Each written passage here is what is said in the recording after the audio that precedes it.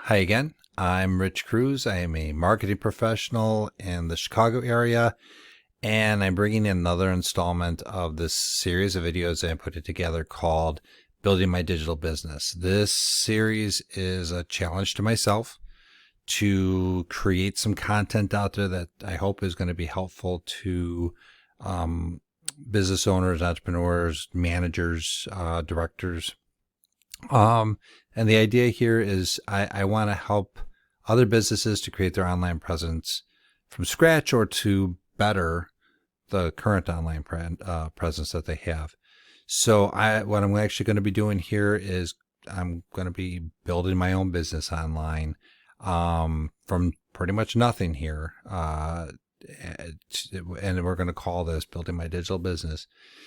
To what I hope is going to be a revenue generating system, right? So a little bit of my backstory again. If you caught my previous videos, I talked about the fact that I once owned a storefront sign company. That actually ended shortly after the market crash in 2008. So we went and sold the business assets in 2009. That company was called Behold Signs and Graphic Solutions. That was the name, and boy was I proud of that name, because nobody else had anything like that. It was Behold Signs and Graphic Solutions. I thought it really evoked what I wanted the signs to do for businesses, right? It was for customers to behold our beautiful creations and to behold them as as the ultimate, service provider or product that they had, right? So I'll never forget that I had an older gentleman come into my shop one day and ask for the owner. He was deaf, but he was really good at reading lips. And I knew a little bit of sign language because I took sign language for a year at the University of Chicago. And this was one of a couple of times where I actually was able to use that, in practice. So he proceeded to introduce himself as a former typesetter and a letterpress operator. And he looked me in the eyes and he says, "I just want to let you know your logo sucks." And I was taken aback and proceeded to ask him why. And he said to me that the psychology behind type styles and how my logo, which had the letters, which were mostly capital, how they screamed at people unnecessarily. This is from a deaf person, by the way, again, and he further explained that the name was confusing and spent an hour, kind of shooting holes in my logo, and the name. And he did not like the name at all. But then he warmly shook my hand after he got all that off his chest, and he turned around and left. The next day he came back and he asked for me by name, and he shook my hand again and said, "Hey, I like you. You listened to me and you didn't get angry, and other people would have thrown me out. But you didn't, and I like that." And Bob and I became really good friends at that moment. I saw him every day until he sadly, passed away a few years later. So, what do I take away from the story? One, I think, number one, the name of the company should be memorable and familiar. And you want the name of the local businesses of your local business to speak to the masses about what you do. And I don't really know if mine hit the mark on that, right? Especially according to Bob. No, it didn't. And so in my work, I've dealt with a lot of mom and pop businesses, including laundromats. And laundromats are notorious for having business names that are very generic, and signage which just says laundromat or lavanderia or something very, very generic, laundry, right, in red channel letters. And that's really gone very, very much to the extreme of being, familiar and talking about what your business is about. It's just generic, right? And that doesn't really help.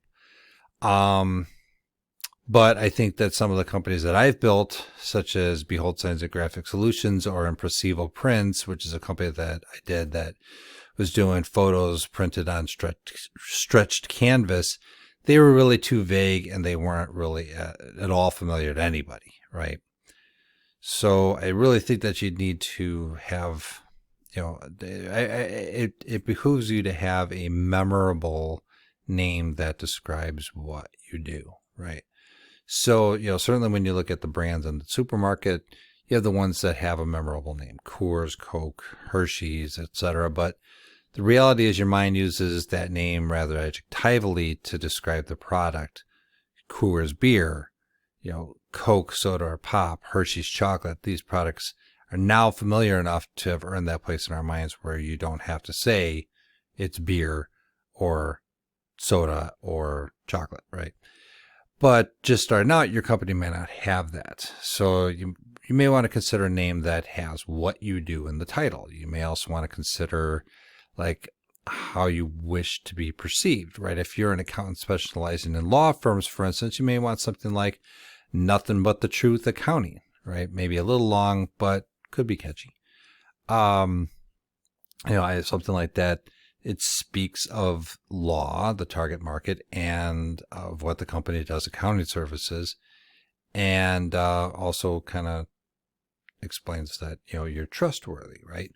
So similarly, instead of Bob's Laundromat, maybe something like Spiffy Clean Coin Laundry, which conjures a fun experience, a clean store, and says what it is, right?